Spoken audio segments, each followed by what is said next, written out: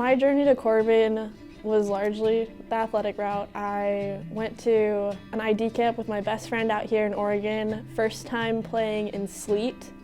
That was quite the experience. I was at an OSU ID camp and the Corban soccer coach approached me after and was like, hey, here's my card.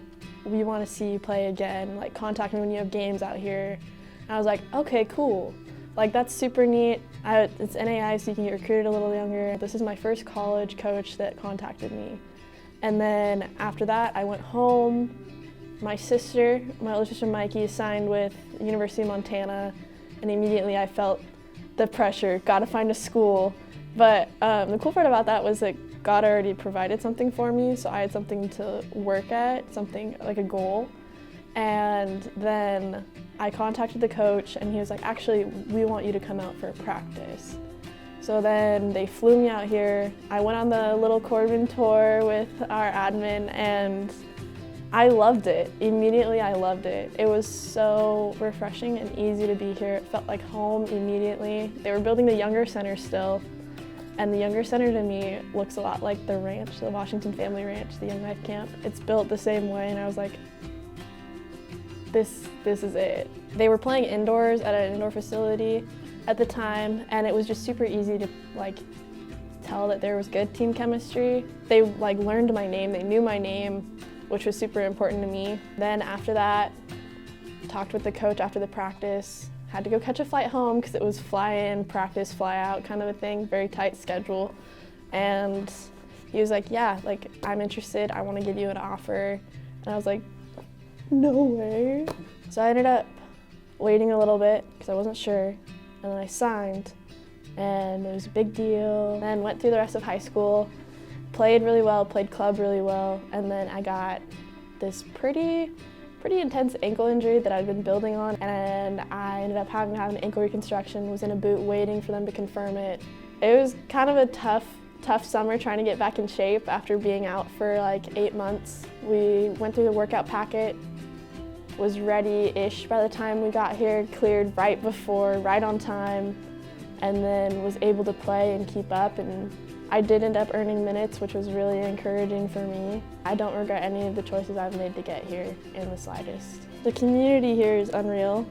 I think that this community is super special in that if you invest in it, it invests in you. But if you give to it or if you try to connect to it, like going to chapel, you'll get a lot out of chapel. If you talk to your professors, they love that. They love when you communicate with them, and they're so giving and forgiving and gracious, and you just have to talk to them. And then after that, we've got so much happening on campus, like FCA, Young Life, Bible studies with halls, Bible studies with church groups that somebody in your hall might go to. It's so easy to be connected. Being a student athlete, a lot of our day is taken up. You go to school, you go to practice, you gotta eat somewhere in there. Probably should sleep and do some homework. But I've been able to not just organize classes, but find time in my day to do small things. Like with Young Life is a pretty easy opportunity to do contact work. Even today, just messaging is pretty simple. FCA, I was involved with last year. I think there's a different value in doing ministry and being poured into or pouring into others, where FCA, that's where you can pour into each other and be worshiping together with the same, it's more of a concentrated goal in mind. With a soccer team, our goal is to win. Cross-country team, your goal is to get good times, right? You all have a goal in mind. FCA, the goal is to worship together, to have fellowship together. With Young Life, as a Young Life leader and on the leader team, my goal is to go be where kids are so I can earn the right to talk to them about Jesus. It's a concentrated goal. So all those communities do have something and they all have value, but there's something different when you go into more of a ministry-minded community. I think being a Christian has a lot to do with living outwardly and living out your faith. If you just have your faith on Sunday mornings and not at practice, then you're not living it out like you should be. Pretty simply, you should be living like you're a Christian all the time, so it shouldn't be different or harder to be that when you're a student athlete. The expectations for your life remain the same, whether you're on the field or off the field. Corban is unique and does a great job in providing people and students with other people that can encourage them in discipling them in their faith and just across the board.